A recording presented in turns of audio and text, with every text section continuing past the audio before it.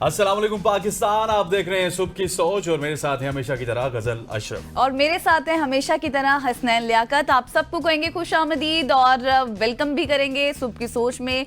एक नए इन्वायरमेंट के साथ आपको इस वक्त नजर आ रहा होगा। अगर मौसम की थोड़ी सी बात करें तो मौसम भी बहुत हसीन है। कल तो सुबह में धूप थी लेकिन शाम में अचानक मौसम बहुत खूबसूरत हो गया था। बिल्कुल ऐसे ये मानसून का कमाल है कि सुबह मौसम कुछ और होता है, शाम को कुछ और होता है, एक मोहल्ले में मौसम कुछ और होता है, अगले मोहल्ले में मौसम कुछ और होता है। ऐसे ही है। तो जी आज शुरू भी करेंगे मौसम से, मानसून की बारिशों के हवाले से। और पाकिस्तान की अगर बात करें तो मानसून की बारिशों ने इस वक्त तबाही मचा दी है और अमवात की तादाद भी काफी ज्यादा हो चुकी है। जो इस वक्त तक रिपोर्ट हुई है वो 111 हो चुकी हैं। और पीर को जारी होने वाले अदादोशुमार यानी कि जो कल शाम को अदादोशुमार जारी हुए हैं उनमें मुल्क में जो मौसम बरसात है उसका आगाज जून के आखिर में हुआ।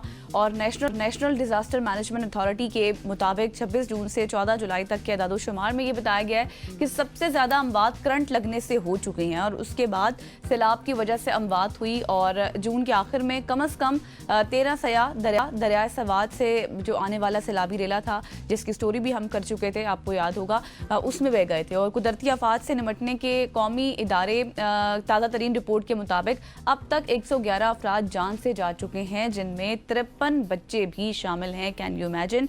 और सबसे ज्यादा अमवात आबादी के लिहाज से अगर बात करें तो सबसे बड़े सूबे पंजाब में हुई हैं। और महकमा मौसमियात ने मुल्क के शुमाली और मशरकी इलाकों में मजीद शदीद बारिशों का इंतबाह भी जारी कर दिया है। और बारिशें शहरों में सैलाब, पहाड़ी तौदे गिरने और तेज हवा की वजह से बुनियादी जो ढांचे हैं उनको भी नुकसानात हो रहे हैं। बिल्कुल ऐसी है। मौसम के हवाले से हम आगे जाके इन डिटेल सेगमेंट में बात भी करेंगे क्योंकि जो महकमा मौसमियात है उसके मुताबिक हो सकता है कि अगला एक हफ्ता भी बारिशें जारी रहें। सो इस हवाले से इन डिटेल आपको बताएंगे ताकि आपने अगर कोई अपना ट्रिप प्लान करना है, फैमिली के साथ स्पेशली प्लान करना है, तो आप उसके बाद प्लान कर लें तो ज़्यादा बेहतर रहेगा। क्योंकि हमने देखा है कि मानसून की जब बारिशें जारी हों तो आप अगर कोई ट्रिप प्लान भी करते हैं तो बाज़-औक़ात रोड्स ब्लॉक हो जाती हैं, लैंड स्लाइडिंग का खदशा होता है। इस हवाले से हम आगे जाके बात भी करेंगे। ख़वातीन वज़ात आगे बढ़ते हैं और आगे बढ़ते हुए आपको बरतानिया लिए चलते हैं। बरतानिया के साउथ एंड एयरपोर्ट की बात की जाए तो वहाँ पे एक छोटा तैयारा है B200 जो कि टेक ऑफ के फौरन बाद गिरकर तबाह हो गया। हादसे के बाद अगर एयरपोर्ट की बात की जाए तो उस पर तमाम तर परवाजें मनसूख कर दी गई, जबकि रेस्क्यू टीमें और हंगामी खिदमात जाए हादसा पर मौजूद रही। बरतानवी मीडिया के मुताबिक हादसा दोपहर 4 बजे के करीब पेश आया जब तैयारा हॉलैंड के शहर के लिए रवाना हो रहा था और गिरने के फौरन बाद आसमान पर आग का एक बड़ा गोला बुलंद हुआ जिसे दूर से देखा जा रहा है। और पुलिस का कहना है कि 12 मीटर तवील तैयारे के गिरने की इत्तला पर तमाम हंगामी इदारे हरकत में आए, जबकि नज़दीकी जो गोल्फ क्लब है उसको भी बंद कर दिया गया, रग्बी क्लब को भी एहतियातन खाली करवाया गया। और हादसे के बाद साउथ एंड एयरपोर्ट के डिपार्चर की जितनी भी फ्लाइट्स थी वो मनसूख कर दी गई। ताहम आने वाली परवाजें मामूल के मुताबिक आती रही और हादसे में तमाम अफराद जो तैयारे में मौजूद थे, जिनकी तादाद 4 बताई जा रही है, उनकी अमवात की तस्दीक पुलिस ने कर दी है। तो जी वैसे तो ये 4 अमवात है, इस हवाले से भी बहुत अफसोस है, लेकिन ये एक अच्छी चीज़ है कि तैयारे में ज़्यादा लोग मौजूद नहीं थे। वरना जिस तरह से ये तैयारा तबाह हुआ है, जिस तरह से आपने ये स्टोरी बताई है, बहुत ही हैरान कुन ये मनाजिर भी देखने को हैं। इस वक्त आप स्क्रीन पर भी देख सकते हैं। लेकिन खैर आगे बढ़ते हैं। और जैसे अभी आपने ये स्टोरी बताई है ना, तो इसी के साथ मैं आपको बताऊंगी जिसे अल्लाह रखे उससे कौन चखे। बिल्कुल। तो दरियाए कुनार की बात करते हैं जहाँ पर डूबने वाला नौजवान 18 घंटे बाद जिंदा निकल आया है, उसको जिंदा बचा लिया गया। वो क्या कहते होते हैं कि इसकी जिंदगी थी तो इस वजह से ये जिंदा भी निकला है। जिंदगी थी इसकी और ये माँ बाप की दुआएं थी इनके साथ जो वापस आ गए। और तफसीलात ये बताई जा रही हैं कि 18 घंटे बाद वो जिंदा निकल आया। रेस्क्यू जराये के मुताबिक नौजवान जख्मी हालत में 3 किलोमीटर दूर दरिया में एक पत्थर पर चढ़ने में कामयाब हो गया था और फिर रेस्क्यू टीम ने जख्मी नौजवान को अस्पताल भी मुंतकिल किया। रेस्क्यू जराये ये भी बता रहे हैं कि इतवार के रोज फरीदाबाद बोंजा के मकाम पर कार दरिया कुनहार में गिर गई थी और कार में सवार 3 सयाहों को बचा लिया गया था, जबकि एक नौजवान जिसको अभी बचाया गया है, जो कि अभी 18 घंटे बाद जिंदा निकले हैं, वो रह गए थे बीच में, लेकिन वो अब जिंदा बच चुके हैं। लेकिन जिंदा बच जाने वाले सयाह की एक टांग भी अनफॉर्चुनेटली टूट चुकी है। रेस्क्यू 1112 ने जख्मी सयाह को तिबी इमदाद फराहम करते हुए एबटाबाद कम्प्लेक्स भी रेफर कर दिया गया। That is very very good story कि जहाँ पे एक शख्स की जान बचाई गई। लेकिन मैं यहाँ पे तमाम जो सयाह हजरात हैं उनसे हाथ जोड़ के ये उनसे अपील करता हूँ कि आप जब इस इलाकों में जाएं तो आपने वहाँ पे जाके अपनी ड्राइविंग की स्किल्स नहीं बतानी है। वहाँ पे लोकल ड्राइवर्स होते हैं, जीप्स होती हैं, उन जीप्स को ले लीजिए, अपने पैसे ना बचाइए। चंद पैसे आप बचाते हैं, चंद रुपए आप बचाते हैं, 3-4 हज़ार रुपए आप बचाते हैं, लेकिन उस 3-4 हज़ार रुपए बचाने के चक्कर में अगर इस शख्स की जिंदगी ज़ाया हो जाती तो कौन उसका फिर कौन उसको पूरा कर सकता था, कौन जवाब उसका देता। लेकिन मसला ये है कि at the end of the day अगर इसकी जिंदगी को कुछ हो जाता तो रेस्क्यू का हम बातें करते, हुकूमत को बातें सुनाते, लेकिन आपको और मुझे भी ये करना है कि हम जब कहीं जाएं गजल, तो हमें 4-5 हज़ार रुपए का वो वाला बजट भी रखना चाहिए कि जहाँ पे स्पेशली जीप वाले हैं तो वो जीप वाले आपको सेफ एंड साउंड वहाँ पे उनको ज्यादा पता है उन हिली एरियाज के हवाले से, कहाँ पे कौन सा स्पोर्ट ठीक है, कहाँ पे जाना है, किस तरह से ड्राइव करना है, क्योंकि एक आम रास्ते की ड्राइविंग और इस तरह के रास्तों की ड्राइविंग में बहुत ज्यादा फर्क होता है। बिल्कुल ऐसे खवातीन वज़ात आगे बढ़ते हैं और आगे बढ़ते हुए आपको बताते हैं रावलपिंडी के हवाले से। रावलपिंडी में मोटरसाइकिल्स जो लोडर रिक्शा होता है, उसको जब मोटरसाइकिल को आप लोडर रिक्शा में तब्दील करते हैं ना, बहुत सारे मोटरसाइकिल ऐसे होते थे जो कि देसी तादाद में यहाँ पे देसी तरीके से उनको तब्दील करते थे। उनके लिए मेरे पास बहुत ही बुरी खबर है, क्योंकि जो मोटरसाइकिलों को लोडर रिक्शा में तब्दील करते थे उन पे मुकम्मल पाबंदी आयद कर दी गई है। हुकाम ने इसे ट्रैफिक और सड़कों की सिक्योरिटी के लिए बड़ा खतरा करार दे दिया है। महकमा एक्साइज एंड ट्रांसपोर्ट अथॉरिटी और ट्रैफिक पुलिस को हिदायत की गई है कि ऐसी मोटरसाइकिल जिन पर लोहे के जंगले या फिर लकड़ी के ढांचे लगाकर उन्हें माल बर्दारी के लिए इस्तेमाल किया जा रहा है, फौरी जब्त कर लिए जाएं। और हुकाम के मुताबिक सिर्फ फैक्ट्री से तैयार करदा लोडर रिक्शा या फिर चिंची रिक्शा ही सड़कों पर चलने के अहल होंगे। खिलाफ वर्जी करने वालों के खिलाफ सख्त कार्रवाई की जाएगी, उनको वार्निंग भी दी जाएगी और ट्रांसपोर्टर्स को नए अहकामात पर अमल दरामद की हिदायत भी की गई है। ये सिर्फ रावलपिंडी के लिए, क्योंकि इस्लामाबाद में तो ऑलरेडी ना रिक्शा चलता है और ना ही इस तरह की गाड़ी चलती है। एग्जैक्टली, यहाँ पर नहीं चलते, लेकिन जहाँ पर चलते हैं वहाँ पर ये आपकी सेफ्टी के लिए है। और अगर अब आपकी सेफ्टी के लिए कानून बना दिया गया है, इनिशिएटिव ले लिया गया है, तो उसके ऊपर आप अमल दरामद करें। वरना कुछ लोग ऐसे होते हैं ना कि खुफिया तौर पर भी चला रहे होते हैं गली मोहल्लों में भी, तो उससे भी आपको ही नुकसान होगा। ये आपकी सेफ्टी के लिए ही है। आगे बढ़ते हैं और आगे आपको बढ़कर बताते हैं कि अफगान टैक्सी ड्राइवरों ने गर्मी से बचने के लिए एक अनोखा हल निकाल लिया है। वो क्या है, क्योंकि गर्मी में जिस तरह की विजुअल्स आ रहे हैं मुझे लग रहा है कि लाहौरी कूलर उन्होंने गाड़ियों के ऊपर लगवा दिए। वो आप देख रहे होंगे इस वक्त जो स्क्रीन पर चल रही है फुटेज, जिसने इंटरनेशनल मीडिया की तवज्जो भी अपनी तरफ मबजूल करा ली है। और कंधार में अफगान टैक्सी ड्राइवरों ने गर्मी से बचने के लिए खुद साख्ता तौर पर एयर कूलर्स बना लिए हैं, जिसकी मदद से वो मुसाफिरों को झुलसा देने वाली गर्मी में अब ठंडक फराहम कर रहे हैं। और टैक्सी ड्राइवर गुल मोहम्मद ने खबर रसां एजेंसी को बताया कि टैक्सियों पर नजर आने वाली ये जो मुनफरिद चीज़ आपको नजर आ रही है, ये बेसिकली एयर कूलर है जो एसी से बेहतर काम करता है। और ये कूलर सारी गाड़ी में हवा फैलाता है, मुसाफिरों को भी, ड्राइवर को भी। और इसमें सिर्फ दिन में 2 बार पानी भरना पड़ता है और ये पूरी गाड़ी को ऐसे ठंडा कर देता है जैसे कि आप फ्रिज में बैठे हो। दरअसल जब लोगों ने अफगानिस्तान के गर्म तरीन शहर कंधार में टैक्सियों को देखा तो उनकी छतों पर आप ये कहें कि बिल्कुल इस तरह से चबरने वाले बैरल और फिर एग्जॉस्ट लगे हुए थे, उसकी ट्यूब्स लगी हुई थी, तो वो हैरान रह गए। और ये हाथ से बने एयर कूलर हैं जिन्हें टैक्सी ड्राइवरों ने गर्मी को शिकस्त देने के लिए कुछ साख्ता बनाया ताकि सबको रिलीफ मिल सके। बिल्कुल ऐसे ये हमारे पठान भाई हैं जो कि बिल्कुल पड़ोसी मुल्क से, और खान भाइयों के क्या कहने हैं, ये कुछ ना कुछ नई चीज़ें ईजाद कर लेते हैं। और इस तरह की चीज़ यकीनी तौर पे जिस कंपनी ने ये कार बनाई होगी ना, वो देख के हैरान जरूर होंगे कि हमें ये ख्याल क्यों नहीं आया कि हम बाहर ही यूनिट लगा देते हैं इंस्टेड के इसका एसी। मेरा ख्याल है कि एसी इन गाड़ियों में होता है, लेकिन वो ठीक करवाने से बेहतर ये है उन्होंने समझा कि हम अपना देसी तरीका, पानी भरना पड़ता है, क्या इसमें खर्चा है इनका, हम अपना देसी तरीका आजमाएं। क्योंकि एसी में थोड़ा सा आपकी एवरेज पेट्रोल की कम होती है। आप अगर नॉर्मली आपकी एवरेज 15-20 है तो एसी में वो थोड़ा सा डाउन हो जाएगी, तो इस वजह से भी उन्होंने फैसला किया होगा। खवातीन वज़ात आगे बढ़ते हैं और अब आलूदगी के हवाले से बात करते हैं अफगानिस्तान और पाकिस्तान के पड़ोसी मुल्क चीन की। चीन में हाल ही में शोर की आलूदगी को कम करने के लिए एक अनोखा और दुनिया का सबसे बड़ा इन्फ्लेटेबल स्ट्रक्चर नस्ब किया गया है। चीनी हुकाम की जानिब से ये इकदाम दुनिया भर में माहौलियाती इंजीनियरिंग की एक मिसाल बन चुका है।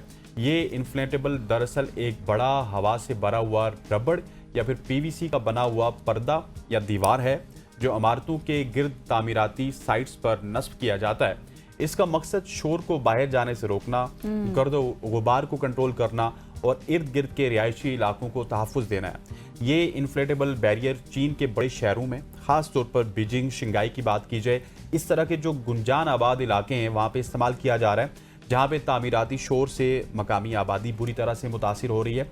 ये हल्के मगर मजबूत मवाद से बना हुआ होता है ताकि आसानी से इसको नस्ब भी कर लिया जाए और हटाया भी जाए। और इसमें बाज़ औक़ात इको फॉर्म या फिर शोर जब्स करने वाला मवाद भी शामिल किया जाता है। इसकी लंबाई कई 100 मीटर है और ऊंचाई कई मंजिलों तक हो सकती है। एक मंसूबे में इस्तेमाल होने वाले बैरियर एक फुटबॉल ग्राउंड जितना बड़ा था, जिसने इसे दुनिया का सबसे बड़ा इन्फ्लेटेबल साउंड बैरियर बना दिया। एग्जैक्टली आप बिल्कुल ठीक कह रहे हैं कि जिस तरह से आपने ये स्टोरी को एक्सप्लेन करके बताया है, तो खैर अब कुछ रहता नहीं है मैं मज़ीद इसको एक्सप्लेन करूं। आगे आपको मैं इटली लिए चलती हूं, जहां पर एक बहुत ही बड़ी अचीवमेंट हुई है जानिक सिनर्स की, जो मैं आपको जिस हवाले से बताती हूँ कि जो एक बहुत ही इटली की मायनाज टेनिस स्टार हैं। विंबलडन का फाइनल उन्होंने पहली बार जीत कर टाइटल अपने नाम कर लिया और डिफाई चैंपियन कार्लोस अल्कारेज को शिकस्त का सामना भी करना पड़ा है। और फाइनल में उन्होंने 3-1 से कामयाबी हासिल की है। डिफाई चैंपियन स्पेन के कार्लोस अल्काराज ने अपने टाइटल के दिफा में वो नाकाम रहे हैं और जानिक सिनर ने पहला जो सेट है उसको हारने के बाद लगातार 3 सेट्स जीते और फिर पहला विंबलडन और चौथा ग्रैंड स्लैम टाइटल अपने नाम किया। और लंदन में खेले जाने वाले साल के तीसरे ग्रैंड स्लैम टाइटल में उन्होंने कार्लोस अल्कारेज के दरमियान ये दिलचस्प मुकाबला हुआ और अल्कारेज ने पहले सेट में उम्दा सर्विस और ग्राउंड शॉट से जो है जिस तरह से उन्होंने परेशान किया और पहले सेट में उन्होंने 4-6 से फतह हासिल की। उसके बाद खेल पर उनकी गिरफ्त भी मजबूत हो गई और जिस तरह से उन्होंने धूल चटाई अपने ओपोनेंट को, अपने हरीफ को शिकस्त का सामना करना पड़ा। और तालवी टेनिस स्टार जानिक सिनर ने विंबलडन में 2025 जीतकर तकरीबन $4.09 मिलियन या 3 मिलियन पाउंड की इनामी रकम भी अपने नाम कर ली है। बिल्कुल ऐसी है। अगर यानिक सिनर की बात की जाए तो इनकी उम्र 23 साल है और ये हाल ही में ग्रैंड स्लैम तो बहुत सारे जीत चुके हैं, लेकिन अब इस तरह का इवेंट जीतना, इतना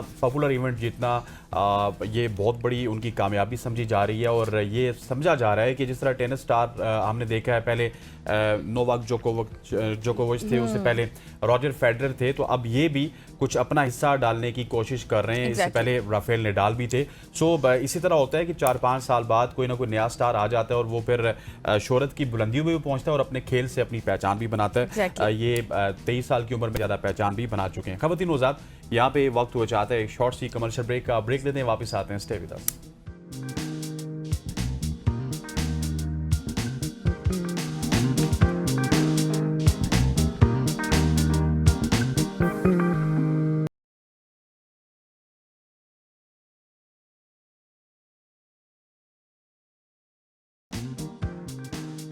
welcome back after the break. और इब्तिदा में हम बात कर रहे थे मौसम के हवाले से, और इस्लामाबाद की अगर मौसम की बात करूं तो जुड़वा शहरों में और इस्लामाबाद में मौसम काफ़ी खुशगवार हो चुका है। बारिशें भी हो रही हैं, अलर्ट्स भी जारी कर दिए गए हैं।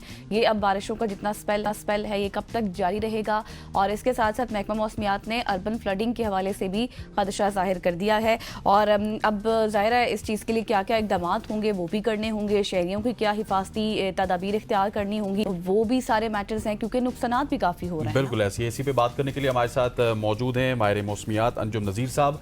अंजुम साहब, thank you so much for joining us. Sir, सबसे पहले तो हमें बताइएगा कि इस वक्त अगर पूरे मुल्क की बात की जाए तो आज हम एक स्टोरी भी कर रहे थे जिसमें 100 से ज़ायद तो अमवात हो चुकी हैं शदीद मौसम की वजह से। तो ये जो मौसम में शिद्दत है ये कब तक बरकरार रहने के इम्कानात हैं, कब तक मौसम ठीक हो सकता है और बारिशें बहुत ज़्यादा जिन इलाकों में हो रही हैं वो कंट्रोल में आएंगी? जी बहुत शुक्रिया। और ये वाकई एक अलार्मिंग सिचुएशन है कि जुलाई के तकरीबन जून के तकरीबन 25 से लेकर अब तक जो एनडीएमए की रिपोर्ट है कि मोर देन 100 कैजुअलिटीज़ हो चुकी हैं।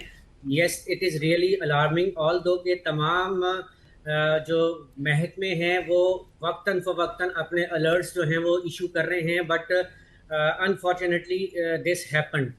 सेकेंडली, अगर आप बात कर रहे हैं बारिशों का, तो जी आज से एक हवा का शदीद कम दबाव जिसको हम वेल मार्क लो कहते हैं इस वक्त वेस्ट राजस्थान पर मौजूद है, जो कि आज से पाकिस्तान के वस्ती इलाकों जिसमें सदरन पंजाब, अपर सिंध और तकरीबन पूरा पंजाब जो है इसकी लपेट में आ जाएगा।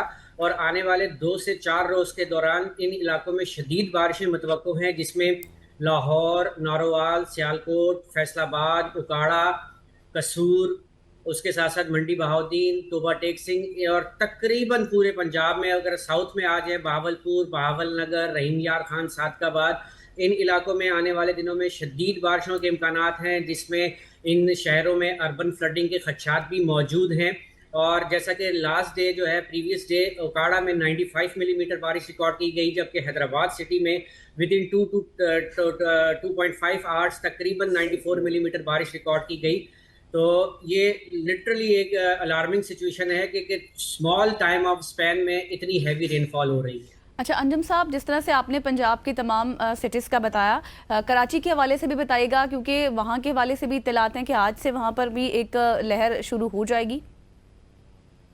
देखें, आज से तो लहर का इम्कान नहीं है। कराची में अभी यूजुअल जो मॉनसूनल वेदर होता है वो चल रहा है। तकरीबन आसमान जो है क्लाउडी है, साउथ वेस्ट की विंड्स हैं, नमी का तनासुब थोड़ा ज़्यादा है, जिसकी वजह से जब हवा थोड़ी सी कम होती है तो गर्मी ज़्यादा लगती है। उसके साथ साथ रात गए सुबह के औकात में जो है हल्की बूंदाबांदी और कभी कभी लाइट रेन भी हो रही है। ताहम जब ये सिलसिला सिंध की तरफ मूव करेगा तकरीबन 17 की शाम या 18 से, तो सिंध के भी अक्सर शहरों में जो है वो मूसलाधार बारिश और कहीं कहीं शदीद मूसलाधार बारिश भी हो सकती है। तो इसका इम्पैक्ट तकरीबन कराची में 18 की रात गए से 19-20 तक रहेगा। कराची में भी अब तक तो जो है वो मोतदिल बारिश नज़र आ रही है, लेकिन चांसेस हैं कि क्योंकि एक हवा का शदीद कम दबाव जिसको हम डिप्रेशन कहते हैं वो इस वक्त वेस्ट बंगाल के ऊपर मौजूद है, जो कि वेस्ट की तरफ मूव करता हुआ हमारे ईस्टर्न बॉर्डर सिंध के यहाँ तक आएगा। तो इन दोनों सिस्टम की मिलाप की वजह से सिंध में के अक्सर इलाकों में बशमूल कराची जो है वो बारिशें होंगी। ठीक है। अच्छा, मुझे बाकी शहरों के हवाले से भी बताइएगा, जिसमें इस्लामाबाद है, लाहौर है, पेशावर है, इन इलाकों में मौसम किस तरह का रहेगा? क्योंकि अभी तक तो इन तीनों शहरों की मैं बात करूं तो यहाँ पे शदीद बारिशें हैं। जी देखें, लाहौर का तो मैंने आपको बता दिया कि लाहौर पिछले दिनों एक शदीद बारिश का स्पेल देख चुका है। ये मजीद देखेंगे आने वाले दिनों में। 103 दिनों के दौरान लाहौर में भी शदीद बारिश के इम्कान है। इस्लामाबाद में भी बारिश है, मूसलाधार है। पेशावर की बात करें तो वहाँ पर भी बारिश है, क्योंकि पूरे केपी में भी बारिश के इम्कान रहेंगे और चंद मकामात पर मूसलाधार भी हो सकती है। इसके साथ साथ अगर हम कश्मीर की बात करते हैं तो कश्मीर के भी कुछ इलाकों में मूसलाधार बारिश हो सकती है, जिसकी वजह से लैंड स्लाइडिंग के खदशात भी हैं। सही। तो अंजुम साहब, जिस तरह से हमने देखा था अब से कुछ मंथ पहले, जिस तरह से वो एक शदीद किस्म की यालाबारी इस्लामाबाद में हुई थी और काफ़ी नुकसान भी हुआ था, तो क्या इस तरह का भी खदशा है अब? नहीं, देखें, मानसून में यालाबारी नहीं होती है। यालाबारी जो है वो हमारे ट्रांजिशन पीरियड में होती है, जब हम सर्दियों से गर्मियों की तरफ जा रहे होते हैं या गर्मियों से सर्दियों की तरफ। अब क्योंकि मानसून टोटली ऑन सेट है तो इस मौसम में हेल स्टॉर्म इवन नहीं होता है। ठीक। अच्छा अंजुम साहब, मुझे नॉर्दर्न एरियाज के हवाले से भी बताइएगा, जिसमें सयाहों का बहुत ज़्यादा रश होता है। सवात कालाम की बात की जाए, कागान नारान की बात की जाए, या फिर गिलगित बल्तिस्तान कश्मीर या मरी की बात की जाए, इन एरियाज में किस तरह का वेदर रहेगा और जो जो टूरिस्ट वहाँ पे जा रहे हैं उनके लिए किस तरह की प्रिकॉशनरी मेजरमेंट्स उनको लेनी चाहिए? देखिए, हम स्टार्ट करते हैं सवात से। सवात के एरियाज में क्योंकि मगरबी हवाओं का सिलसिला भी एक मुल्क के बलाई इलाकों को मुतासिर कर रहा है, तो सवात के इलाकों में थोड़ी सी रेनफॉल सवात मालाकंड में शदीद हो सकती है बारिश। ताहम जो नारान कागान वैली है इसमें मोस्टली इस सीज़न में जेंटल बारिश होती है, यानी कि 20-25 मिलीमीटर बारिश भी हो जाए तो इन इलाकों में इतना प्रॉब्लम नहीं होता। कागान नारान वाली साइड पे लैंड स्लाइडिंग के खदशात कम होते हैं। ताहम अगर हम जीबी की बात करते हैं तो जीबी में इस वक्त मौसम गर्म है, मामूल से ज़्यादा टेम्परेचर्स रह रहे हैं। तो जब वहाँ पर इस किस्म की बारिशें होती हैं तो उसके साथ साथ ब्लॉफ के इवेंट्स हो जाते हैं, जैसा कि हमने पिछले दिनों देखा कि शिशपर ग्लेशियर जो है उसने 2 दफ़ा जो है आउटबर्स्ट किया है और वहाँ पर ब्लॉफ के इवेंट्स हुए हैं। तो जब बारिश होती है इन इलाकों में तो कोहिस्तान या गिलगित के जो विसिनिटीज़ हैं, इसके साथ साथ जो गिलगित स्कर्दू रोड है यहाँ पर भी लैंड स्लाइडिंग हो जाती है। तो ये जो इम्कानात हैं ये मौजूद रहेंगे। सही। तो ये मंथ जुलाई का पूरा मंथ हम देखेंगे कि इसी तरह से सिलसिला जारी रहेगा वक्फे वक्फे से? जी ऑलमोस्ट, क्योंकि इस वक्त मॉनसून जो है वो प्रॉपर हमारे सब कॉन्टिनेंट में एक्टिवेट है, तो लग यही रहा है कि बैक टू बैक जो है जुलाई के एंड तक ये बारिशों के सिलसिले जारी रहेंगे। और जो अगस्त है फिर हमें गर्मी जाके अगस्त में नजर आएगी, हालांकि अगस्त में हम गर्मी से निकल रहे होते हैं अंजुम साहब, सो वेदर कम्प्लीटली हमें चेंज नजर आ रहा है। देखिए, जब हमने इनिशियली मॉनसून की एडवाइजरी दी थी तो उसमें हमने ये कहा था कि बारिशें भी मामूल से ज़्यादा होंगी और टेम्परेचर भी मामूल से ज़्यादा रहेंगे। तो ड्यूरिंग द गैप्स जो है वो थोड़ी सी गर्मी आपको फील होगी। जाहिर है अगस्त में सावन का महीना होता है, हवाएं इतनी ज़्यादा नहीं होती हैं, उसके साथ साथ जो है नमी ज़्यादा होती है, तो हब्स की कैफियत तो रहेगी।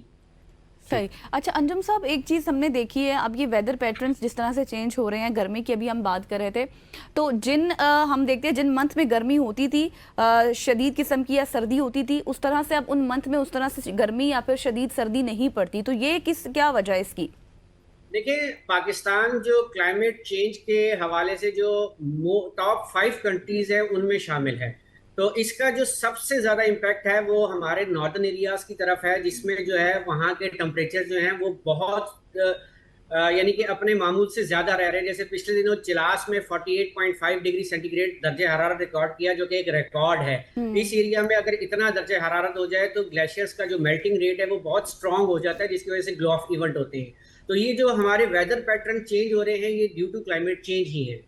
ठीक हो गया। अंजुम नज़ीर साहब, आपके वक्त का बहुत बहुत शुक्रिया। Thank you so much for joining us. Anjum Nazir Sahab हमारे साथ मौजूद थे, जो कि मुल्की मौसम के हवाले से हमें बताते। अब मुल्की मौसम की तो हमने बात कर ली है, अब सियासी मौसम की बात करेंगे, लेकिन एक ब्रेक के बाद हमारे साथ रहिएगा।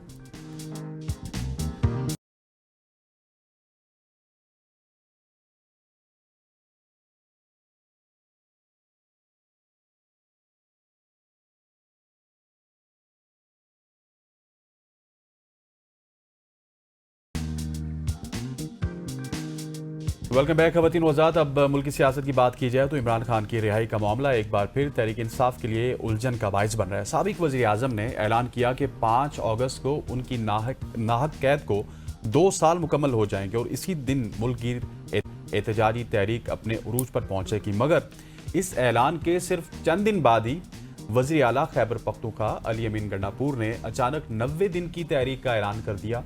एक तरफ इमरान खान की दी गई वाज़े तारीख है, दूसरी जानिब पार्टी की आदत से मुतादाद बयानात ने कारकुनों को कन्फ्यूजन में डाल दिया। क्या ये एहतजाज एक दिन का होगा या फिर 3 माह पर मुहित होगा? सवाल सिर्फ हिकमत अमली का नहीं बल्कि पार्टी की अंदरूनी यकजहती का भी है। बिल्कुल, और इसी पर बात करने के लिए हमें ज्वाइन कर चुके हैं फिरदौस शमीम नकवी साहब, पीटीआई के सीनियर रहनुमा है। Thank you much sir for your time. जिस तरह से हम बात कर रहे हैं, अभी ये सियासी भौंचाल है, इसमें समझ नहीं आ रही कि कौन क्या गेन कर रहा है। अली अमीन गंडापुर साहब अपने हवाले से गेम को सीधी कर रहे हैं या फिर इमरान खान के हवाले से कुछ गेम सीधी हो रही है? क्या कुछ चल रहा है सर? फिरदौस साहब, आप हमें सुन पा रहे हैं? जी, मुझे आपकी आवाज आ रही है? जी फिरदौस साहब, फरमाइएगा। मैं कहा एक तो ये क्लियर कर दूं, I am also the additional secretary general of the party. जी, तो मैं जो बात कह रहा हूँ उसमें उतना ही वजन डालिए जो मेरे ओहदे के मुताबिक है। सिर्फ मैं सीनियर लीडर नहीं हूँ, फाउंडिंग मेंबर भी। ठीक है। सूरत हाल दोनों चीजें 5 अगस्त को हम एहतजाज करेंगे और पूरे एहतजाज करेंगे, क्योंकि उस दिन 2 साल मुकम्मल हो रहे हैं इमरान खान से। इस वक्त जो पाकिस्तान के हालात हैं और 8 फरवरी के बाद खास तौर पे जो रिजर्व सीट का फैसला आया है, उसके लिहाज से हमारे मतबई नज़र से और अवाम के मतबई नज़र से, इससे कि हमारा अवाम से गहरा ताल्लुक है, पाकिस्तान में अब जमहूरियत के नाम की कोई चीज नहीं रही है। आजाद अदलिया भी नहीं रही है जी, और वो भी नहीं रही जिसको आप कहते हैं जमहूर की राय, और रूल ऑफ लॉ भी नहीं है, फंडामेंटल राइट्स भी नहीं है। एग्जैक्टली। ह्यूमन राइट्स पामाल हो रही हैं और कौम के साथ झूठ बोला जा रहा है, बेदरेक झूठ बोला जा रहा है।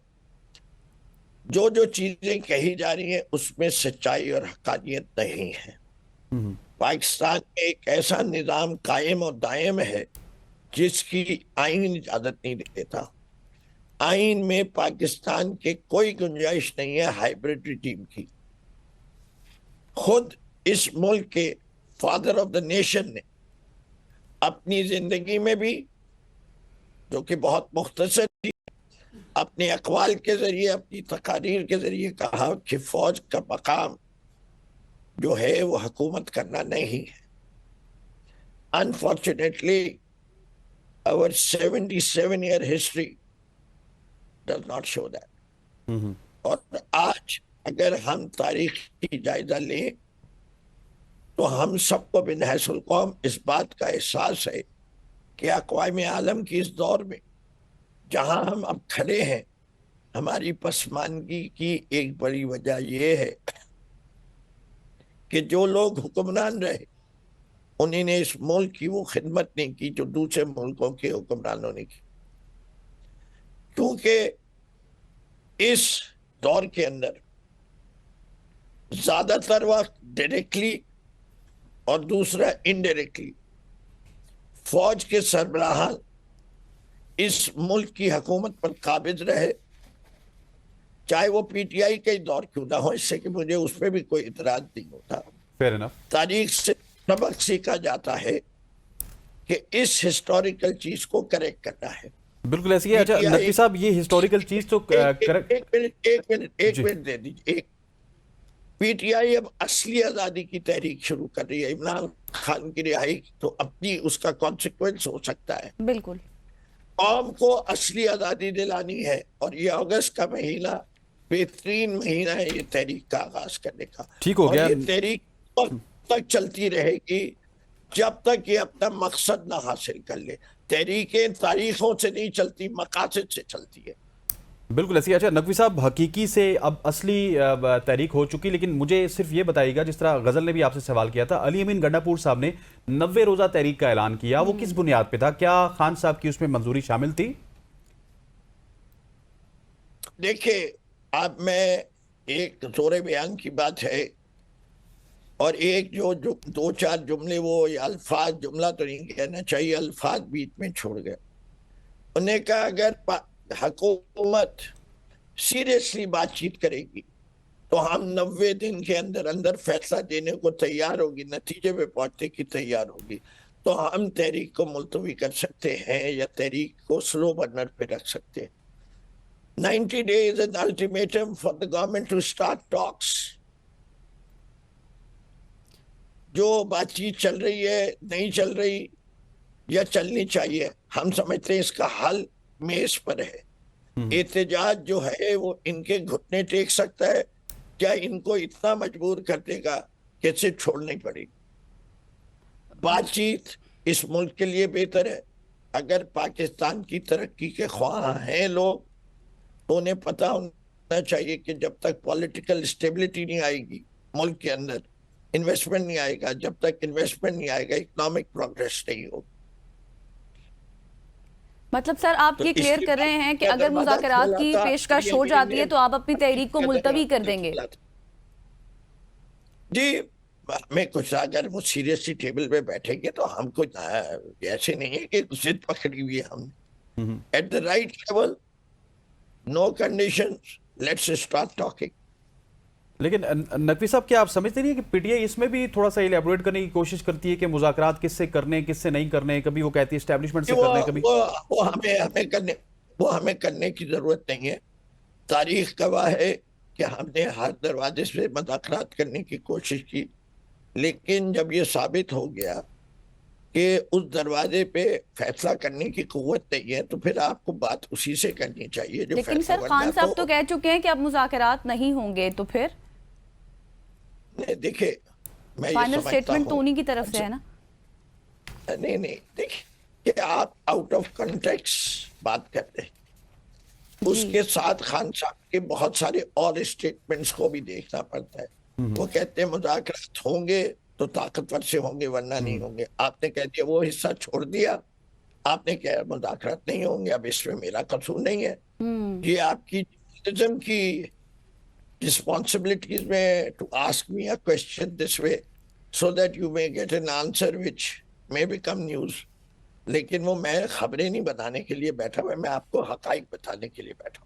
नकवी साहब, fair enough, got your point. मुझे ये भी बताइएगा कि इससे पहले जितने भी एहतजाज हुए, स्पेशली अगर लास्ट एहतजाज की बात की जाए जिसमें बुशरा बीबी भी थी, उसके अलावा अली अमीन गंडापुर भी थे, उसमें हुकूमत की जानिब से काफ़ी ज़्यादा चढ़ाई भी देखने को मिली। अल्टीमेटली हमें लगता है कि कहीं ना कहीं आपकी जो लीडरशिप है वो गायब हो जाती है और मार खाता है आम आदमी। सो इस दफ़ा लीडरशिप फ्रंट पे होगी? देखिए, ये भी पीटीआई की मेंबरशिप कितनी है आपके ख्याल से, या सपोर्ट बेस कितनी है?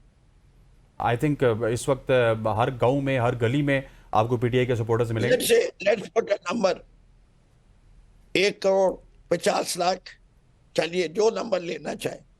पीटीआई के नॉन लीडर्स जिसको पूरा मुल्क पहचानता है, बिल्कुल, कितने होंगे? 50, 100, तकरीबन आप 100 कर लें। 100 और 50 लाख कितना हुआ? 0.005%. That's the probability of a bullet finding a leader if he was present.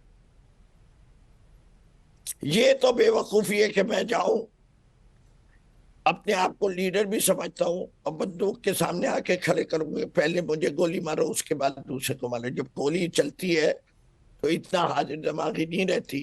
हाँ, मुझे याद है कि पीएनए का मूवमेंट शुरू हुआ था, एक मेजर साहब ने लकीर खींच दी बंस रोड के ऊपर कि अगर इस लकीर को आगे के निकला तो मैं गोली चला दूंगा। शाह फरीदुल हक साहब लीड कर रहे थे पीएनए को बंस रोड के ऊपर, हम भी एनईडी में पढ़ते थे, पीछे पीछे थे।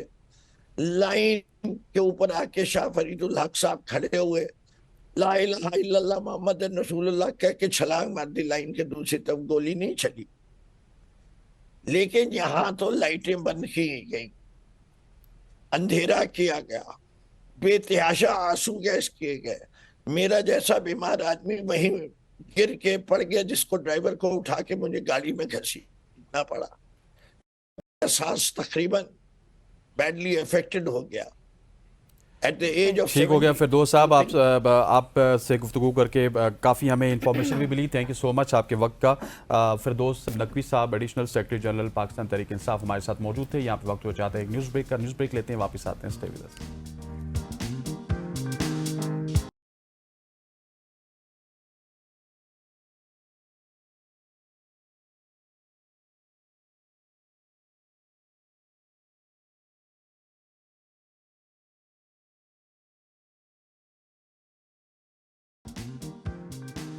वेलकम बैक खवातीन वज़ात। अब हम बात करेंगे पाकिस्तान में एक सबसे बड़ा मसला है, और वो मसला है पाकिस्तान में या तो महंगाई का सबसे बड़ा मसला होता है, या फिर दूसरा मसला होता है बेरोजगारी का। सो पाकिस्तान में बेरोजगारी एक संगीन मसला बन चुका है, जो हर घर, हर नौजवान और हर ख्वाब को मुतासिर कर रहा है। हर साल लाखों ग्रेजुएट्स मार्केट में आते हैं, लेकिन रोजगार के मौके ना होने के बराबर हैं। और इससे ये सवाल है कि आखिर कब तक हमारे नौजवान डिग्रियां लेकर दरबदर फिरते रहेंगे? क्या हुकूमत के पास इस बहरान से निकलने का कोई वाज़ेह रोड मैप है? आज के प्रोग्राम में हम इसी पे बात करेंगे, और हम सोल्यूशन ढूंढने की कोशिश करते हैं कि वो जो नौजवान ग्रेजुएट्स हैं वो निकलेंगे, मार्केट में जाएंगे, तो वो अपनी जॉब को किस तरह से ढूंढ सकते हैं। एग्जैक्टली और इसी पर बात करने के लिए शकीन अहमद मीर साहब ने मैं ज्वाइन कर लिए, करियर कंसल्टेंट है। Thank you so much for your time. सबसे पहले जो हम बात करें अपने इंट्रो में कि नौजवान तबका जो है वो उसकी अभी हम देख रहे हैं कि वो अच्छी अच्छी डिग्रियां तो ले लेते हैं, लेकिन मसला ये है कि वो पाकिस्तान में काम नहीं करते। और फिर पाकिस्तान में वो काम करे भी कैसे जब इतनी ज़्यादा अनएम्प्लॉयमेंट है, उस तरह से नौकरियाँ नहीं है। हुकूमत दावे वादे तो करती है कि हम देते हैं, लेकिन नहीं मिलती एट द एंड। तो फिर किस तरह से क्या मैनेज होगा बच्चों के लिए? First of all thank you very much for having me on the show. जिस तरह आपने बात की, कुछ नंबर्स हैं जो मैं आपके साथ शेयर करना चाहूँगा। एवरीवन नोज कि 64% जो आबादी है हमारे नौजवान की है। एंड वो कोई ज़माना था जब कहते थे कि आप डिग्री कर लो, कोई 25-30 साल पहले की बात है कि डिग्री कर लो, जो डिग्री कर लेता है उसका जो है ना ज़िंदगी संवर जाती है, क्योंकि रोज़गार मिल जाता है। ऐसे ही आज जिस तरह आपने बात की कि हालात ये हैं कि हर कोई डिग्री करके बैठा लेकिन जॉब नहीं है। सो एक शिफ्ट की ज़रूरत है नौजवान की अपनी सोच में सबसे पहले, और फिर मेरे ख्याल में सपोर्ट करनी चाहिए, स्टेट की तरफ से भी होनी चाहिए। फिर हमारे जैसे जो लोग हैं जो किसी लेवल पे पहुंचे हैं वो भी, क्योंकि ये हमारा मुल्क है, हमारा नौजवान है, उनको गाइड करें। तो मेरे ख्याल में गाइडेंस की कमी, और गाइडेंस में सबसे ज़्यादा जो आज इम्पोर्टेंट चीज़ है वो ये है कि नौजवान खुद अपने पैरों पे खड़े होने की कोशिश करे। वो कैसे कर सकता है? फॉर एग्जांपल, इस साल एक्सपेक्टेड है कि $500 मिलियन फ्रीलांसिंग जो नौजवान यानी पाकिस्तान में बैठ के अपने घर से काम कर रहा है ऑनलाइन, और बाहर के मुल्कों में सर्विसेज दे रहा है अपने क्लाइंट को, वो कमा के पाकिस्तान को। तो ये एक बहुत ज़बरदस्त अपॉर्चुनिटी है। फिर आपने देखा कि इस वक्त भरमार है, यानी एक रेवोल्यूशन आया हुआ है एआई का। एआई एक ऐसी चीज़ है कि जो नौजवान घर बैठे, अगेन देखें हमारा नौजवान आजकल क्या कर रहा है, यानी दुनिया में, मैं तो मेरा ये मानना है कि दुनिया से ज़्यादा टैलेंटेड नौजवान है, लेकिन अटेंशन शायद थोड़ी सी सियासत की तरफ, स्पोर्ट की तरफ, बाकी चीज़ों की तरफ। देखें अगर कोई वीडियो वायरल होती है, हमारा नौजवान ही करता है ज़्यादातर पूरी दुनिया।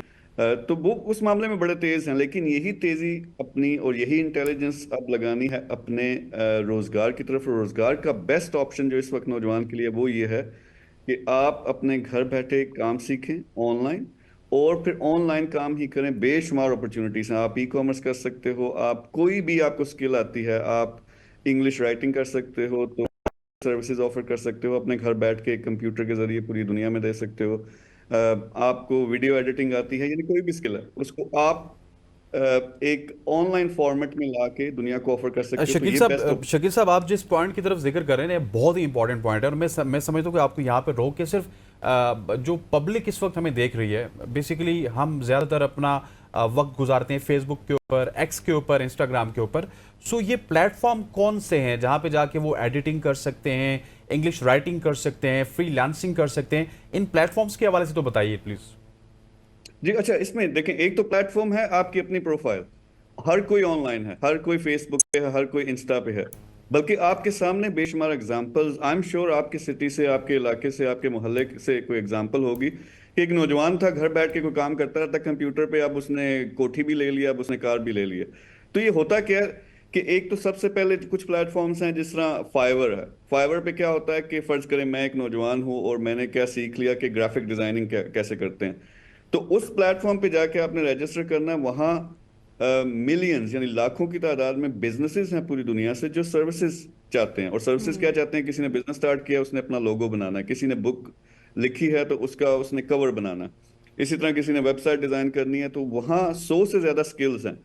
तो वो स्किल भी जो आप घर बैठे यूट्यूब से, यानी जो आपने बात बड़ी पता की कि हर टाइम पे हमारा नौजवान सोशल मीडिया पे है, लेकिन क्या कर रहे हैं? वो कंटेंट को कंज्यूम कर रहे हैं। और कौन सा content?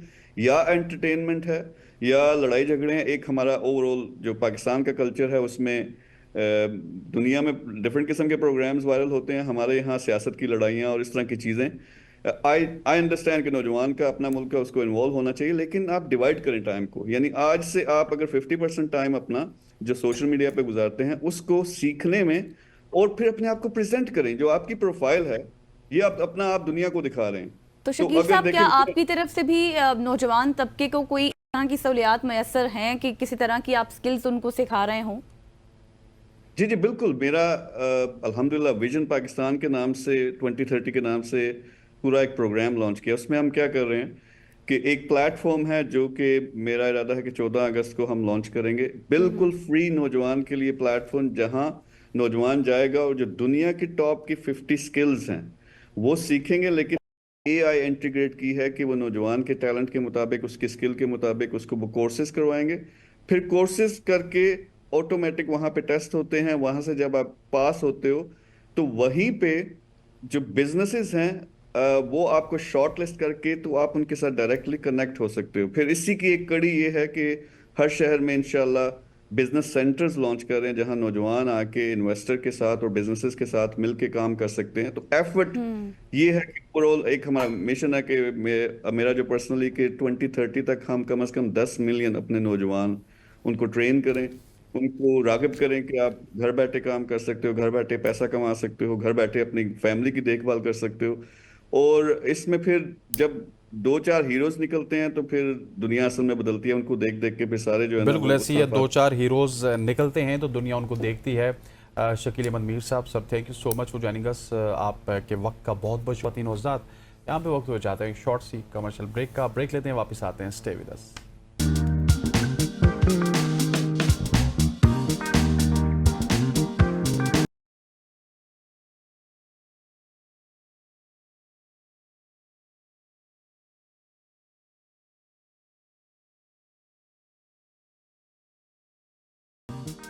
Welcome back after the break. और ब्रेक से पहले हम बात कर रहे थे कि किस तरह से नौजवान नस्ल को रोज़गार के मौके फराहम किए जा सकते हैं और कौन कौन सी आप ये कहें कि उनकी करियर काउंसलिंग हो रही है। अब हम बात करेंगे कि किस तरह से एक तरफ PhD के स्कॉलर्स तहकीक और डिग्रियों में मसरूफ़ होते हैं, लेकिन पेशावर की आज मैं एक शख्स की बात करूँगी, मोहम्मद आमिर को, जिन्होंने सिर्फ इल्म को अपनी कामयाबी तक महदूद नहीं रखा, यानी इल्म हासिल करके सिर्फ वो अपने तक महदूद नहीं होंगे बल्कि उसको फैलाया, और फैलाने के उनके बहुत से तरीके थे। दर्जनों बच्चों की जिंदगियां उन्होंने बदलने का जरिया भी बना दिया। और जो बच्चे वर्कशॉप्स में काम करते हैं या फिर जो कार वॉशर्स होते हैं, सड़कों पर काम करते हैं, 1 से 30 से ज्यादा बच्चों के लिए वो उम्मीद की किरण, जिसे हम कहते हैं ना, रे ऑफ होप हैं। और बच्चों को बगैर किसी फीस के उन्होंने स्कूल, मुफ्त किताबें और यूनिफॉर्म्स भी फराहम किए हैं। और वो तालीम देते हैं उन बच्चों को जो ख्वाब देखने का हौसला रखते हैं। मोहम्मद आमिर का ये जो मिशन है सिर्फ इंसान दोस्ती नहीं है, बल्कि आने वाली नस्लों के लिए भी एक उम्मीद की किरण है। बिल्कुल ऐसे ही हमारे साथ मोहम्मद आमिर मौजूद है all the way Peshawar. Aamir, thank you so much for joining अस। एक ज़बरदस्त अंदाज में गज़ल ने भी सबको बता दिया आपके इस काम के हवाले से, लेकिन वो कौन सा लम्हा था जिस लम्हे आपको ये लगा कि ये जो कार वॉश करने वाला बच्चा है या फिर वर्कशॉप पे काम करने वाला बच्चा है, तालीम इसका भी हक है और उसके लिए भी आपने फिर एफर्ट करना शुरू की? बिल्कुल। आमिर, आपको आवाज आ रही है? जी अस्सलाम वालेकुम। जी वालेकुम सलाम। जी आमिर, मैंने आपसे पूछा था कि आप का कौन सा वो लम्हा था जब आपको इस मिशन के हवाले से आपने इसकी शुरुआत की कि कार वॉशर का भी काम है, वो भी तालीम हासिल करेगा, इसके अलावा दूसरे बच्चे वर्कशॉप्स पे काम करते हैं वो भी तालीम हासिल करना उनका भी ये फ़र्ज़ है, और ये फिर आपने इस मिशन का आगाज़ किया। बिस्मिल्लाहिर्रहमानिर्रहीम। एबी न्यूज़ का बहुत बहुत शुक्रिया कि उन्होंने मुझे इस प्रोग्राम में बुलाया और मुझे अपने ख्यालात के इजहार का मौका दिया। आप सबका बहुत बहुत शुक्रिया। देखिए जी, पूरी दुनिया में इस वक्त पाकिस्तान दूसरे नंबर पर है आउट ऑफ स्कूल बच्चों के हवाले से। पूरी दुनिया में जितने भी बच्चे स्कूल से बाहर हैं, रोड्स पे, रेलवे स्टेशंस पे, फुटपाथों पे और गलियों कूचों में जो बच्चे जिंदगी गुजार रहे हैं और तालीमी और दरसगाह के माहौल से जो बच्चे बाहर हैं, तो इस हवाले से पूरी दुनिया में पाकिस्तान दूसरे नंबर पर है। आप देखते हैं कि इसके कई वजूहात हो सकते हैं।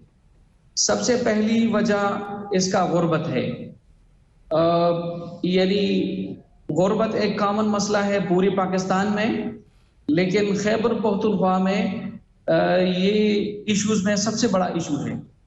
अगर वालिदैन हैं, उनके बच्चे हैं, तो वो चाहते हैं कि पहली प्रेफरेंस पे अपने बच्चों को खिलाएं।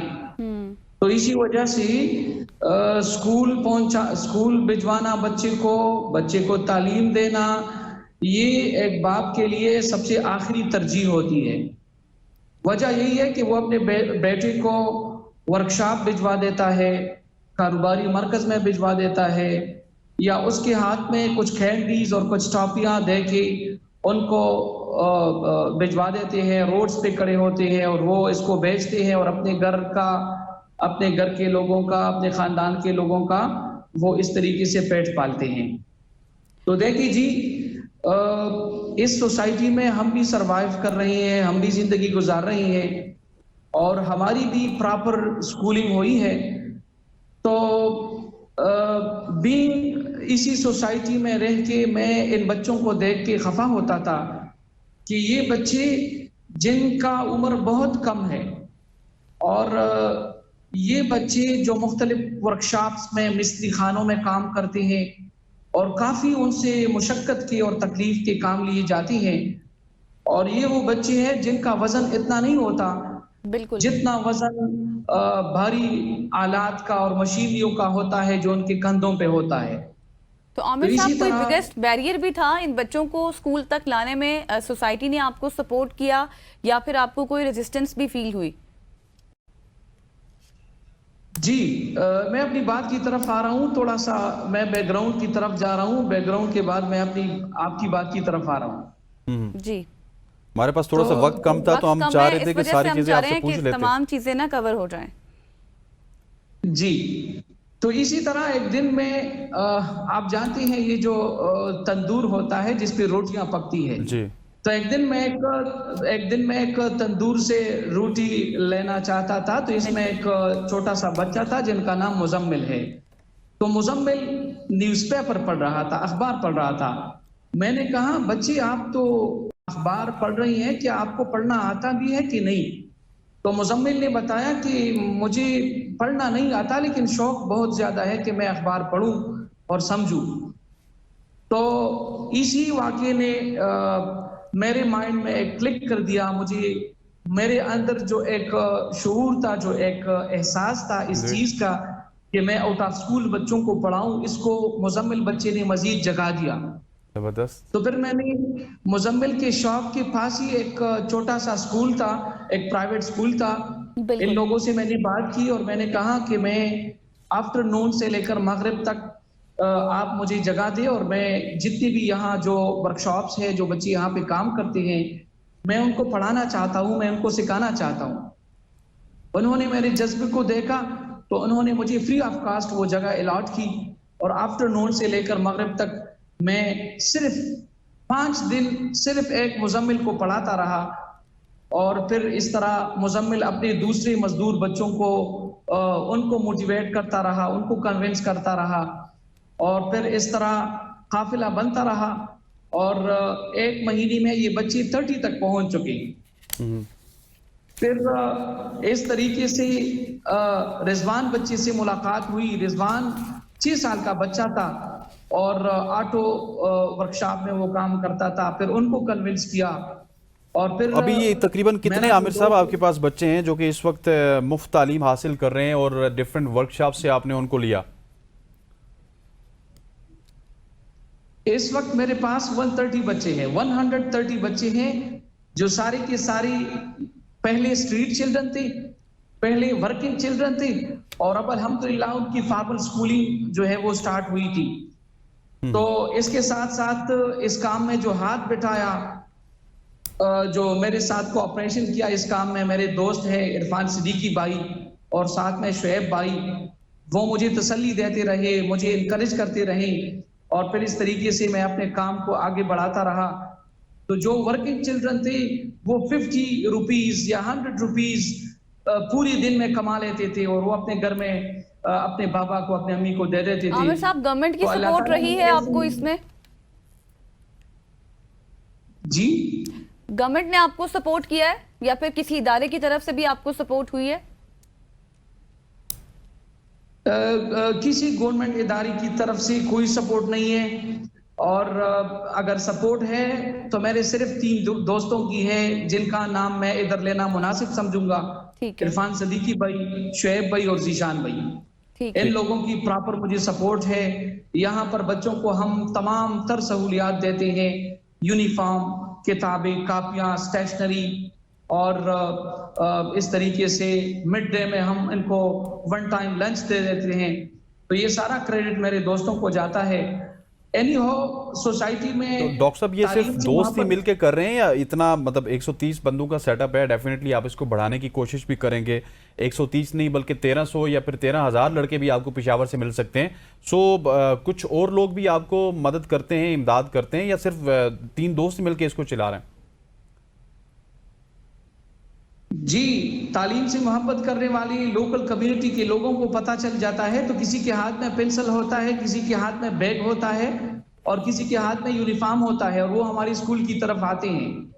तो ये है कि लोकल कम्युनिटी, अगरचे यहाँ पे लोगों का वो फाइनेंशियल पोजीशन ऐसा नहीं है कि वो कंप्लीटली हमको सपोर्ट कर सके, लेकिन वो इनकरेज करते हैं और हर तरह से मदद की यकीन दहानी मुझे करा रही हैं। तो लोकल कम्युनिटी की तरफ से दुआएं हैं और उनकी तरफ से कुछ ना कुछ हेल्प है। सही। लेकिन देखिए, पाकिस्तान चूंकि पूरी दुनिया में आउट ऑफ स्कूल चिल्ड्रन के हवाले से दूसरे नंबर पर है, तो हमारे पास जो जगह है, जो बिल्डिंग है वो लिमिटेड है। हम चाहते हैं कि अपने इस नोबल कॉज को एक्सपेंड करें और बहुत ज्यादा बच्चे हैं जो अब भी उनकी एडमिशंस, उनके दाखिले पेंडिंग है। जगह की कमी की वजह से हम मजीद बच्चों को यहाँ इनरोल नहीं कर सकते। तो इसी तरह मेरी आवाज दुनिया के जिस पाकिस्तानी को भी पहुंच जाती है तो वो इस नोबल काज में हमारे साथ तावन करें। और जो सोसाइटी में आउट ऑफ स्कूल्स बच्चे हैं, देखिए सभी जो आउट ऑफ स्कूल्स बच्चे हैं बिल्कुल, ये जो थैंक यू सो मच कानून- मोहम्मद आमिर साहब, आप हमारे साथ मौजूद थे और जिस तरह से आप काम कर रहे हैं बच्चों की, जिस तरह से आपको पता है ना कि फॉर्म फराहम करना, किताबें, कॉपियां, बैग एक बहुत बड़ा चैलेंज होता है, लेकिन उसके बावजूद जिस तरह से आमिर साहब काम कर रहे हैं, साथ उन्होंने जिनके फ्रेंड्स का बताया वो काम कर रहे हैं, एक बहुत बड़ी बात है। हम दुआ करते हैं कि आपकी मुश्किलात भी आसान हों और जिस तरह से आप जिस इमारत का जिक्र कर रहे हैं वो भी जो है वो उस हवाले से भी कुछ ना कुछ हो जाएगा। यहाँ पर लेंगे एक ब्रेक और ब्रेक के बाद वापस आएंगे। स्टे विद अस।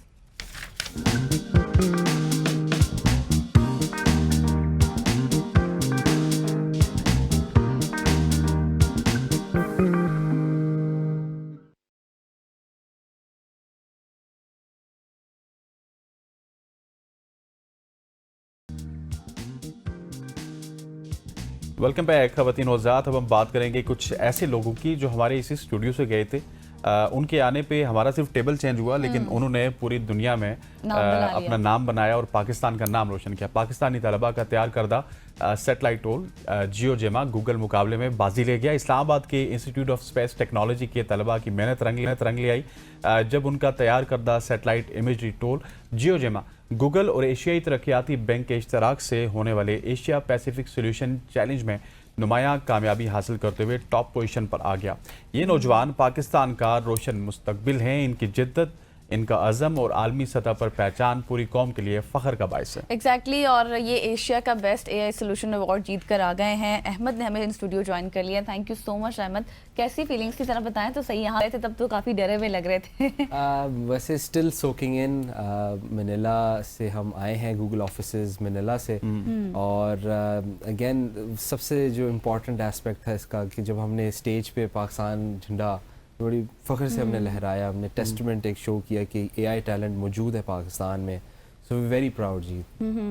और क्या फीलिंग्स थी उस वक्त?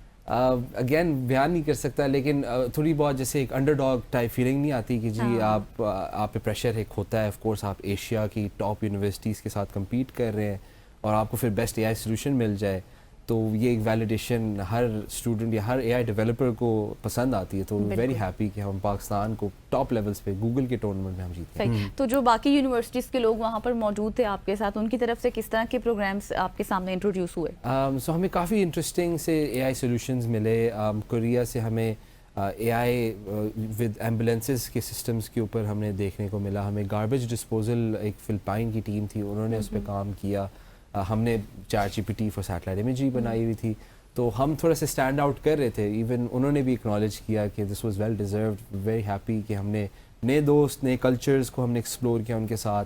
एंड ओवरऑल बहुत एक इंजॉयबल एक्सपीरियंस था। और ये बताइएगा कि 750 से ज़ायद शुरका थे, 750 से ज़ायद टीम्स थी, पूरी दुनिया से टीम्स आई थी। यू आर फ्रॉम पाकिस्तान, लेकिन वहाँ पर जो लोग आ रहे थे वो बड़े वेल इक्विप भी थे और बड़े ऐसी कंट्री से आ रहे थे जहाँ पे एआई को उरूज इस वक्त है एआई का। सो क्या आपको शुरू से ही बिलीव था कि आप इस दफ़ा कर पाएंगे? क्योंकि टॉप 10 में तो आप पहले भी आए थे। बिल्कुल। तो यस, जैसे पिछले साल भी हम फाइनल्स में आए थे लेकिन हम कन्वर्ट नहीं कर पाए, तो वो भी एक एक्स्ट्रा एडेड मोटिवेशन थी कि हमने इस साल ना सिर्फ फाइनल्स में आना है बट जीतना भी है। यस, अपना वो काफ़ी वेल इक्विप्ड सोसाइटीज़ इमर्जिंग मोर मैच्योर, अपना क्या कहते हैं इंडस्ट्रीज से उनका ताल्लुक है, बट अगेन हमारा जो टैलेंट है उसका भी कोई मुकाबला नहीं है। Exactly. तो हम जैसे Abdullah was here last time, you saw कि वो कितना एंथुसियास्टिक अपना वो एक डेवलपर है। He is just 19 years old माशाल्लाह से, सेकंड ईयर स्टूडेंट है। मैं फाइनल ईयर स्टूडेंट हूँ, अब मैं ग्रेजुएट होने जा रहा हूँ। ये मेरा FYP था हंजला बिन यूनस और डॉक्टर साहिब गुफार साहब के साथ। तो जैसे जैसे हमारी गूगल रिसर्च ये मैच्योर होती गई, हमने टैलेंट को ऑन बोर्ड किया एंड ऑफ कोर्स हमने जो हमारा जो एआई टैलेंट है उसको रिप्रेजेंट किया। सो of course I would assume कि जी मूविंग फॉरवर्ड फर्दर ऐसे एआई डेवलपर्स और स्टूडेंट्स ऐसे इंटरनेशनल टूर्नामेंट्स में अपने आप को ना सिर्फ अप्लाई करें बट ऑल्सो पाकिस्तान के लिए जीतें। और बड़े बड़े इदारों के साथ काम करके आपका एक्सपीरियंस कैसा रहा? गूगल जैसा इदारा, इसके साथ साथ दीगर जो that is a very good question यार। गूगल के साथ क्या रहा? गूगल ने किस तरह से आपको ट्रीट किया ये तो हमें बताइए ना। यस, सो दे फ्लू अस आउट। गूगल के एनवायरनमेंट के हवाले से भी आप हमें बता सकते हैं। उनका working environment is quite superb. जी बिल्कुल। गूगल एक ग्लोबल कंपनी है। गूगल फॉर डेवलपर्स के ये इकोसिस्टम में हमें ये अपॉर्चुनिटी मिली कि हम ना सिर्फ उनके Google offices in Manila Philippines, Google Taguig नाम है उनके ऑफिसेस का, तो हमें एक अलग ही इन्वायरमेंट मिला कि कैसी एक $2 ट्रिलियन कंपनी ऑपरेट करती है। तो उनसे काफ़ी हमें इंटरेक्शन, काफ़ी अपना अगेन वही एनर्जी अब्जॉर्ब करना फॉर अस डेवलपर्स, ये बहुत एक लाइफ चेंजिंग एक्सपीरियंस है फॉर अ डेवलपर रियली। तो अच्छा एक्सपीरियंस था, they treated us really well जी। हम काफ़ी कंफर्टेबल थे। We also got to visit Philippine की जो पाकिस्तान एम्बेसी है, वहाँ पे जो एम्बेसडर साहिबा हैं उन्होंने भी हमें बहुत अच्छी तरह से ट्रीट किया। तो होम अवे फ्रॉम होम की अभी फीलिंग आई। तो हलाल खाने का वैसे वहाँ पे थोड़ा बहुत होता है मसला, लेकिन पाकिस्तान एम्बेसी ने वहाँ पे हमें वो भी ट्रीट पाकिस्तानी खाने दिए। किया। यस, प्रोटोकॉल आपको अच्छा मिला है जी। और ये बताइएगा कि गूगल ने आपको जिस तरह वेलकम किया उसी तरह से वहाँ पे कोई आपके ट्रेनिंग प्रोग्राम्स भी थे या क्या क्या किया So, वहाँ पे एक्टिविटी क्या जी, थी आपकी? तो हमारी एक्सक्लूसिवली ये टूर्नामेंट के लिए हम गए थे वहाँ पे। एंड यस, वहाँ पे शुरू में सेशंस हुए थे, जो वहाँ पे गूगल के एम्प्लॉयज़ थे उनसे हमने इंटरेक्शन की। अगेन हमें सीखने को मिला, कोई पॉलिसी की टीम से थे, कोई डेवलपर की टीम से थे। तो यस, दे वर अपना मेनली जो हमारा फोकस था वो टूर्नामेंट ही था। तो वहाँ पे हमने परफॉर्म करना था। तो हमें बेसिकली एक बूथ हमें मिला। तो बेसिकली एक शो केस कर रहे थे, जो 9-10 टीम्स थी इंक्लूडिंग आवरसेल्व्स। हमने शो केस किया। तो delegates all over the world Asian development bank में वेरियस इंडस्ट्रीज से वो आए। उन्होंने खुद प्रॉम्प्ट किया। कोई मंगोलिया का क्या कहते हैं इलाके की सैटेलाइट इमेज हमसे लिखवा रहे थे, कोई फ्लड मैप्स लिखवा रहे थे। तो कंफ्यूजन भी हुई कुछ बीच में या नहीं? अल्हम्दुलिल्लाह से हमारे सिस्टम काफ़ी रोबस्ट था, तो अच्छा। एज सच कोई इश्यूज नहीं आए। तो they were very impressed and hence अपना वो कन्वर्जन भी हमें मिली। we were able to कितने win. दिन का स्टे था आपका ये? जो ऑफिशियल जो वहाँ पे हम थे वो it was for 4 days। फिर हमने फर्दर 3-4 दिन मनीला को, Extend कर लिया। फिलीपींस को हमने एक्सप्लोर किया। काफ़ी अच्छा मुल्क है। और ये बताइए कि अब आप जीत भी चुके हैं, जिसको हम सेलिब्रेट कर रहे हैं, पूरा पाकिस्तान सेलिब्रेट कर रहा है, डिफरेंट प्लेटफॉर्म्स पे आप जा रहे हैं। Now you are the final year student, so ये जो जीत है और ये जो एप्लीकेशन है, ये आपकी आगे कैरियर में कितना ज़्यादा आपको हेल्पफुल साबित होगी? क्योंकि ये एक ओपन सोर्स प्रोजेक्ट है, तो इसकी कंट्रीब्यूशंस कोई भी कर सकता है। तो ये इसकी हमने फाउंडेशंस ले कर ली हैं। तो अब सैटेलाइट इमेजरी की क्रॉस सेक्शंस हर इंडस्ट्री में हो सकती है। चाहे जैसे मैंने कहा कि कुछ फ्लड मैप्स हम प्रॉम्प्ट कर रहे थे, आप इसको नेचुरल डिज़ास्टर में अप्लाई कर सकते हैं, एग्रीकल्चर में अप्लाई कर सकते हैं। हम वेरियस इदारों के साथ एक्चुअली एक्टिवली कोलैबोरेट कर रहे हैं। Ministry of IT, ministry of climate change, in ministers से हमारी मुलाकात भी हुई। They treat us very well और उनके साथ हम एक्टिवली इस जियोजेमा प्रोजेक्ट पे हम काम कर रहे हैं। तो मूविंग फॉरवर्ड जी, अगेन ये एक FYP था, लेकिन एक इंटरनेशनल फिनोमेना ये बना। वी नेवर एक्सपेक्टेड कि इतना इस पे होगा, एक बूम सी होगी। But we are very proud कि जी हमने कहीं से इसको स्टार्ट किया। इसी टाइम लास्ट ईयर हमने इस प्रोजेक्ट पे स्टार्ट किया था और एक छोटा सा चैट बॉट था, लेकिन अब एक वेल इक्विप्ड प्रोडक्ट बन चुका है। तो फर्दर डाउन द लाइन हम इसको फर्दर स्केल जरूर करेंगे। सही। तो अभी आप आगे भी इसके ऊपर काम करना, इन्वेंशंस करने के हवाले से सोच रखते हैं, तो क्या आपको सपोर्ट होगी फिर किसी बैनुल अक़वामी इदारे की तरफ से या फिर गूगल की तरफ से भी? तो जैसे ये प्रोजेक्ट के जो स्टार्ट था, हमें गूगल रिसर्च से एक ग्रांट मिला, एक $10,000 का रिसर्च ग्रांट मिला। वो इन इटसेल्फ एकेडेमिया में काफ़ी एक अहम न्यूज़ थी। इसी चीज़ को ही, उसी मोमेंटम को हम लेके जाके हमने इस चीज़ को डेवलप किया। तो मूविंग फॉरवर्ड यस, अपना जैसे मैंने कहा कि different ministries and different organisations, private organisations हमें रीच आउट कर रहे हैं। And we are very happy कि जी हमें, हमारी टीम इज़ ऑफ 4 एक्चुअली। तो हम इस चीज़ को स्केल अप ज़रूर करना चाह रहे हैं। तो वी वर्किंग प्रीटी हार्ड। अभी हम रीग्रुप कर रहे हैं, जैसे हम मनीला से वापस आए हैं, तो इस पर फर्दर हमने आगे लेके चलना है। यस, ठीक हो गया। और अहमद, मुझे ये बताइएगा कि हमारे जितने भी अच्छे ब्रेन्स होते हैं जो AI के ऊपर काम करते हैं, टेक्नोलॉजी के ऊपर काम करते हैं, इवन पाकिस्तानी डॉक्टर्स की बात कर ली जाए, जो बाहर जाता है तो वहाँ का होकर रह जाता है, तो आपको क्या इन फ्यूचर नज़र आ रहा है? क्योंकि ऑफर आएगी तो आप उधर जाएंगे या फिर यहीं पे रह के काम करेंगे? सो ये काफ़ी ट्रिकी सा सवाल है। वेल, एस्पिरेशंस हर डेवलपर की यही होती हैं कि वो बेस्ट से बेस्ट कंपनीज में काम करे। I have had the privilege to work with Google अपने अंडर ग्रेजुएट लेवल पे ही। तो मैं यही इंकरेज करूँगा टू अदर स्टूडेंट्स कि वो एग्रेसिवली रिसर्च ग्रांट्स के लिए अप्लाई करें। गूगल हो गया, माइक्रोसॉफ्ट हो गया, बहुत सारी कंपनीज हैं, उनके साथ आप अंडर ग्रेजुएट लेवल पे ही कोलैबोरेट कर सकते हैं। And then further down the line, of course अभी हम इंडस्ट्री ज्वाइन करेंगे, बट एज ऑफ नाउ हमारा फोकस जियोजेमा पे है। And of course we want के इंडस्ट्रीज में ये यूज़ हो। This is again an open source project, ये फ्री टू यूज़ है। This is AI for social good. तो ये एक AI की अच्छी रिप्रेजेंटेशन है कि AI is also here to do good. और AI की हमारी जो टैलेंट की टेस्टमेंट भी है कि यस, हमारे पास टैलेंट मौजूद है। ऐसे प्रोग्राम्स में हमें एग्रेसिवली अप्लाई भी करना चाहिए। Two students must go to international tournaments, win for Pakistan. तो मतलब ये again moving forward we are working on GeoGebra. तो ये आपकी टीम आपकी कितनी है जो इस सब काम प्रोसेस पर काम कर रही है? राइट, सो तो हमारे जो फैकल्टी कोरिस्पॉन्डेंट हैं वो डॉक्टर साहिद गफ्फार साहब हैं, वो हमारे सुपरवाइज़र हैं institute of space technology space science department से। माई सेल्फ एंड हंजला बिन यूनस, हम इस पर्टिकुलर जियो AI जो हमारी रिसर्च इस पर हमने काम स्टार्ट किया था, and then we onboarded Khalil Rahman from the computer science department, Abdullah Asif जो बिल्कुल पिछले पिछले दफा आए थे, एनर्जेटिक, ऐसे लग रहा था कि इधर से वो भाग के फिलीपीन पहुंच चुके हैं। ऐसे ही है, वो यही कह रहे थे कि जी मैं जब जीतूंगा फिर आराम से सोएंगे, मेरे ख्याल सो ही रहे होंगे अभी। आज वैसे हम उनको मिस कर रहे हैं। यस, वो सिंध वापस अभी घर जा चुके हैं, तो हम जैसी बताई बात है मैनिला से काफ़ी दिन वहाँ पे गुजारे, he has to go back home as well, तो यस उसको ज़रूर मैं मिस कर रहा हूँ। बट यही हमारी टीम है as of now, but of course हम we are looking to expand as well. हम जैसे हमने यंग टैलेंट को ऑन बोर्ड किया, वैसे हम और भी स्टूडेंट्स को ऑन बोर्ड करना चाहेंगे। अच्छा, मैं एक थोड़ा सा सवाल करूंगा आपसे, क्योंकि आप related to AI, related to technology काम कर रहे हैं, तो हमने आज से 3-4 साल पहले जब हम सुनते थे कि इंडिया बहुत ज़्यादा आगे है, उसकी IT एक्सपोर्ट्स बहुत ज़्यादा हैं, सुनते क्या है ये पूरी दुनिया को मालूम है, वहाँ पे IT के बिजनेसेस बहुत एक्सप्लोर हो रहे हैं। सो राइट नाउ आप पाकिस्तान को कहाँ पे स्टैंड होता हुआ देख रहे हैं, क्योंकि पाकिस्तान में भी काफ़ी अच्छी डेवलपमेंट्स हो रही हैं, आप जैसा टैलेंट भी यहाँ पे मौजूद है जो जीत के आ रहा है। सो इंडिया को हम कम्पीट तो उस तरह से नहीं कर सकते, बहुत बड़ी आबादी है, लेकिन क्या हम भी उसी डगर पे जिस डगर पे वो जा रहे हैं IT की दुनिया को लेकर? जी absolutely, in terms of AI talent इसमें कोई शक नहीं है। I have had the privilege, मैंने वर्कशॉप्स भी दी हैं गूगल फॉर डेवलपर ग्रुप्स की जो इकोसिस्टम में, मैंने मल्टीपल AI की वर्कशॉप्स दी हैं, तो मैंने टैलेंट को डेफिनेटली देखा भी, उसके साथ काम भी किया है। तो डाउन द लाइन हमें AI पॉलिसीज़ पे ज़्यादा फोकस करना चाहिए। हम एक AI सेंट्रिक फ्यूचर में जा रहे हैं जहाँ पे AI हर इंडस्ट्री को रेवोल्यूशनाइज कर रही है, so we should definitely take this seriously of course, और हमें इस पे ह्यूमन रिसोर्स डेवलप करना चाहिए। ऐसे इनिशिएटिव्स, ऐसे पॉलिसीज़ हमें मिनिस्ट्री ऑफ IT से देखने को मिल रहे हैं। तो डाउन द लाइन एकेडेमिया की सर्कल्स में भी professors and teachers must also at least adopt AI at some levels positively। उसको पहले I think we should focus on the positives of AI first। और हमें definitely again टैलेंट को further nurture करने के लिए ऐसे टूर्नामेंट्स लोकली भी कराने चाहिए, एंड देन दे कैन, हमें फिर एटलीस्ट उनका आइडेंटिफिकेशन हो जाएगी कि यस AI टैलेंट लोकली भी मौजूद है, and then we can take them a step ahead international tournaments में।